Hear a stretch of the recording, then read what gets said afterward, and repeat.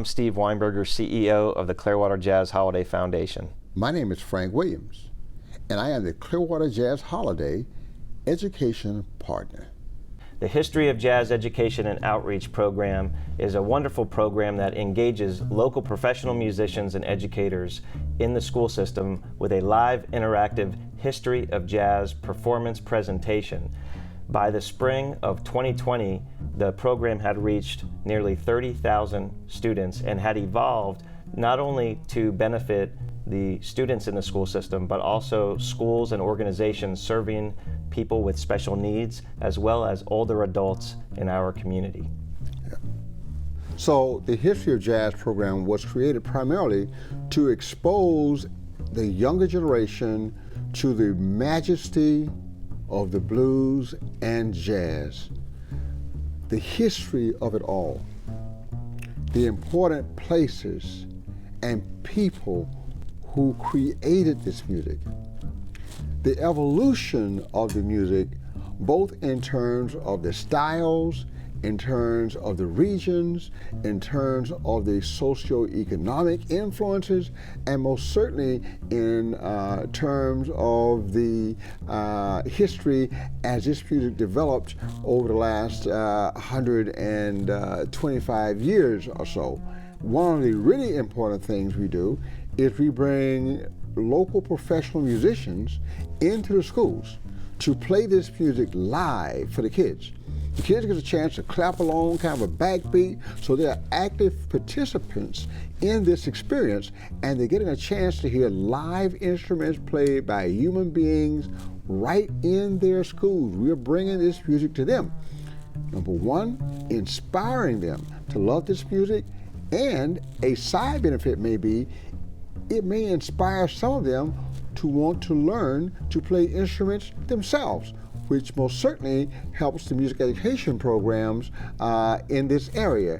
Jazz is the most important cultural development and export that we have developed in America. All of the relative popular musics, whether it is R&B or rock and roll or hip hop or whatever you want to name as an idiom, comes directly out of jazz.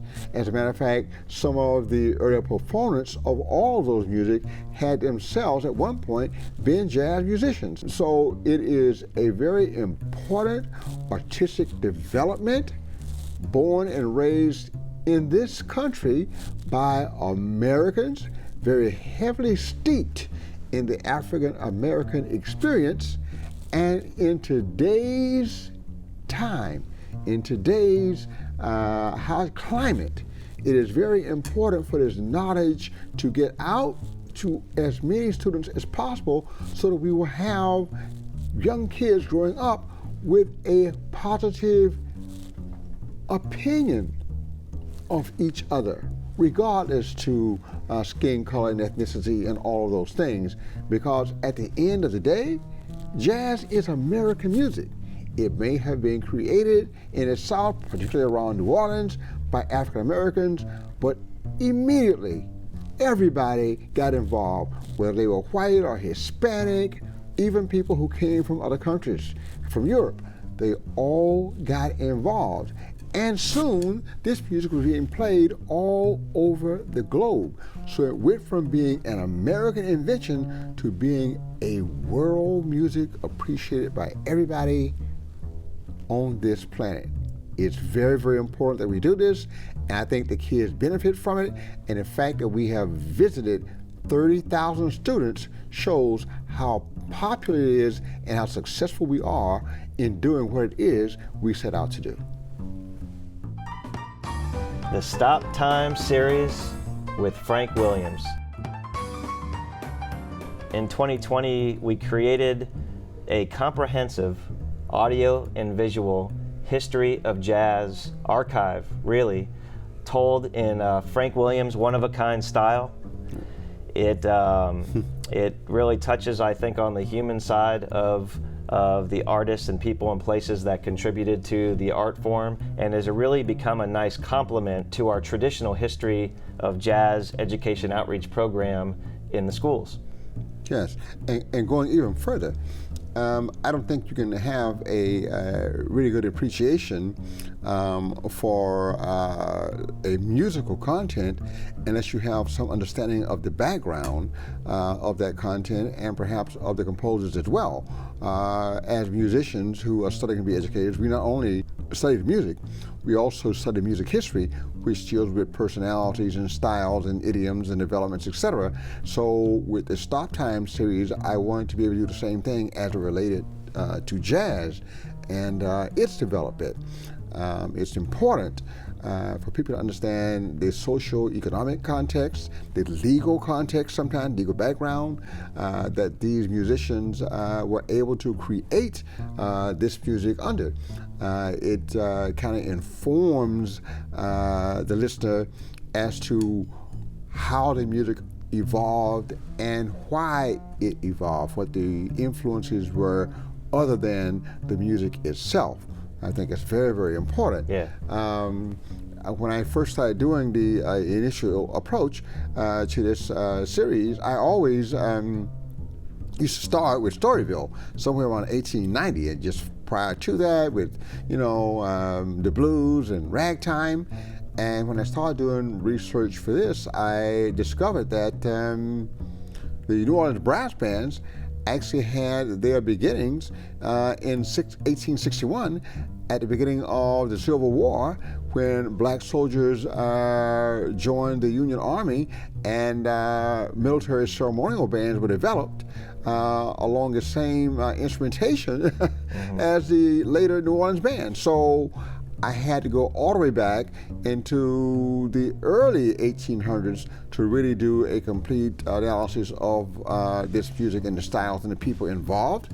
And I've tried to do bios and sketches, not only of the most popular musicians, but of those who may not have been so popular, but who played a very, very important role either as mentors or pioneers or educators to those who did become famous, as well as dealing with specific places like Storyville and some of the nightclubs along the Mississippi and the nightclubs in Chicago, New York, etc.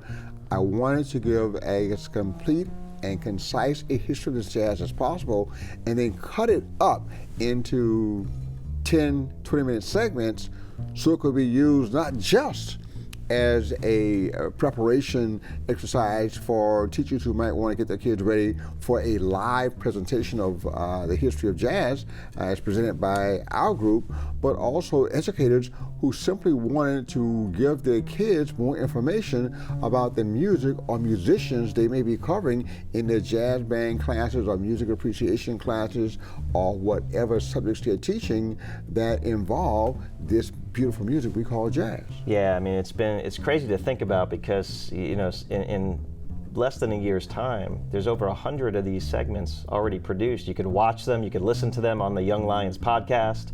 And you mentioned the sketches, and that's kind of what these are, right? It's like, It's really these small doses of history, starting with Civil War era influences, as you say, and really taking you on a journey right through modern day. Exactly. It's been a lot of fun, and I know it's been a labor of love for you too. Yeah. The other thing I want to mention is I get a lot of feedback from musicians from all over the country who will be listening to a certain musician that they like and just don't have a lot of background. And they can go to this archive we have and get a 15-minute account of who, what, and why this person and his music was all about. That's very, very important.